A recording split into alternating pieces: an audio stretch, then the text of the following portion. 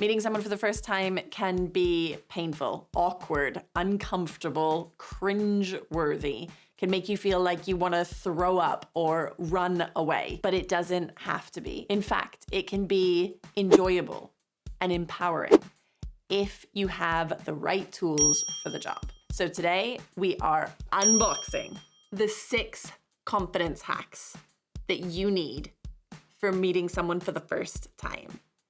That's right. Today I'm going to go through 6 incredible strategies so that you are able to go out there and meet someone for the first time and feel that you are able to bring your best self forward. Now that might be in job interviews. That might be on a first date. That might be meeting a friend of a friend of a friend. That might be meeting a significant other's parents. Whatever the context is for you, if you feel uncomfortable or worried or nervous or anxious when you have to meet someone new, you need these hacks. Let's see what the first one is out of this box. This is to smile. Now, I know it sounds super obvious, but actually, if you allow yourself to enter into that space, enter into that room, meet that person with a smile on your face, you will immediately calm a great majority of the nerves that you have. And that is because you are telling your brain that everything is okay, even if it feels like you want to run away. By smiling, you're allowing those feel-good chemicals to course through your body.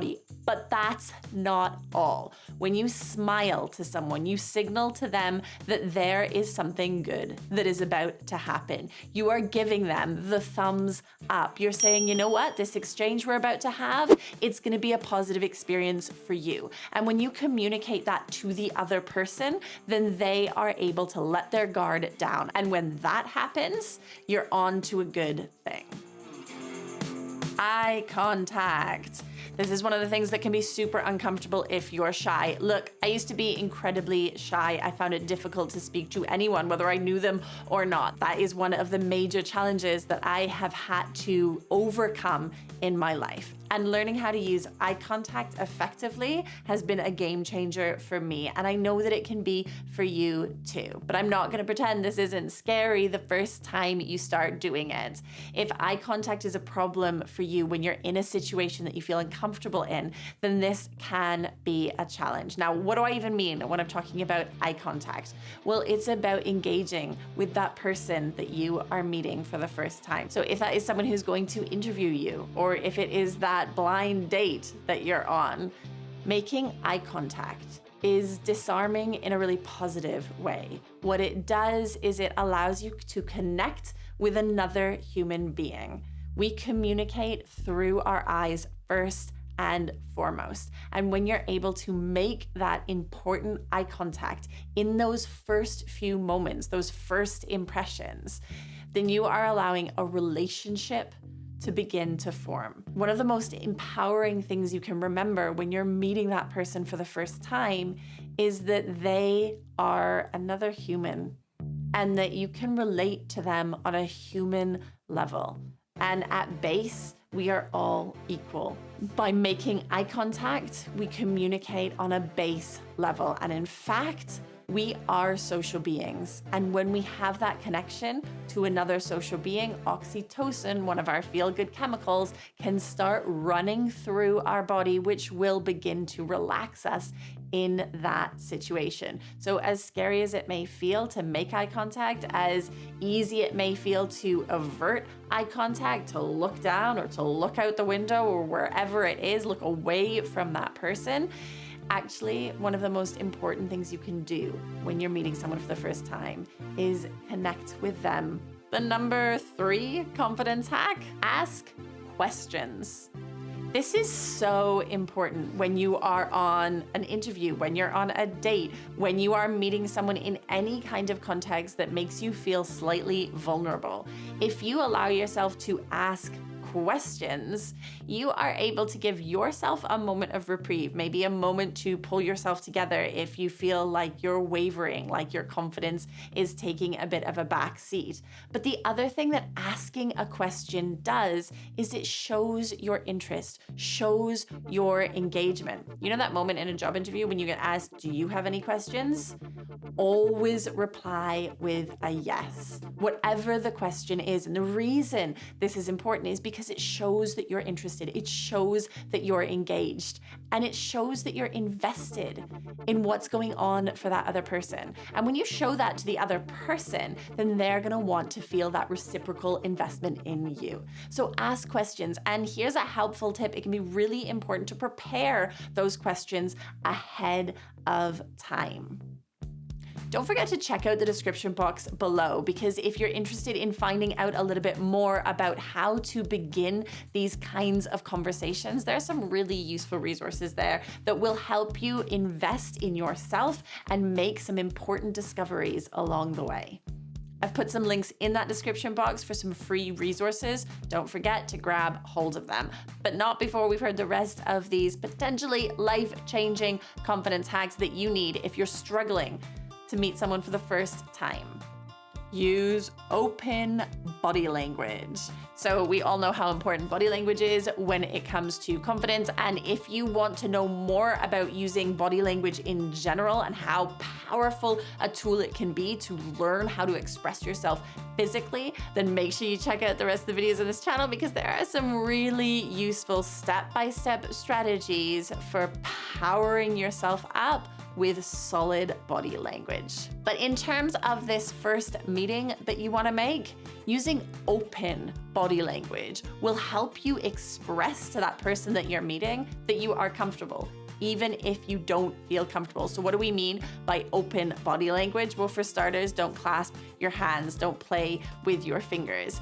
If you are someone who finds that anxiety or that lack of confidence results in you kind of wringing your fingers, here's a really simple strategy. Just put them behind your back. You can wring away if you need to. If that is the way that you need to find comfort in that moment, just stick them behind your back, because what that does is it still opens your chest. It still presents you to the other person. When we are open in communication with another human, we are signaling to them that we feel comfortable being vulnerable.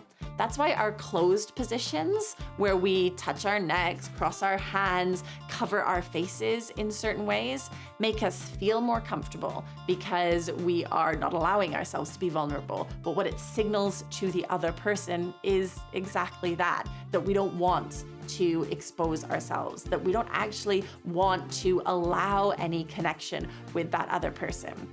Opening your body up to someone else when you're meeting them for the first time, allowing your vulnerability, will communicate to them that you are invested in whatever kind of connection this needs to be, whatever kind of connection is going to serve you and that other person. So get your hands behind your back. Ideally, let them rest by your side.